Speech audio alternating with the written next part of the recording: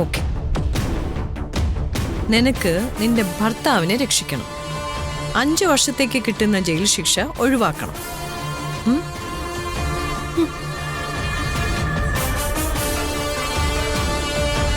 അതിന് നീ എനിക്ക് വളരെ സിമ്പിളായിട്ടുള്ള ഒരു കാര്യം ചെയ്തു തന്നാൽ മതി.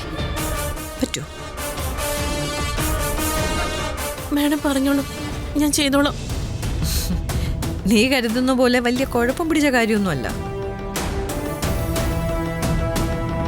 നീ നേരെ സൂര്യയുടെ മുറിയിലോട്ട് ചെല്ല്. സൂര്യ കാണുമെന്നുള്ളത് നിന്റെ വലിയ ആഗ്രഹമല്ലേ? നീ സൂര്യ കാണുമ്പോൾ സൂര്യ നിന്നോട് ഒരു ചോദ്യം ചോദിക്കും. നന്ദിനി എവിടെയാന്ന്?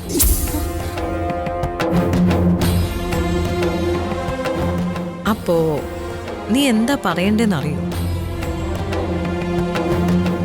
നന്ദിനി അവളുടെ വീട്ടുകാരോടൊപ്പം ഇവിടുന്ന് പോയിന്നു.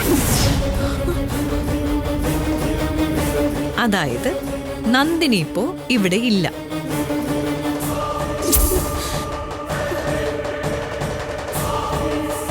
അത്രമാത്രം പറഞ്ഞാൽ മതി.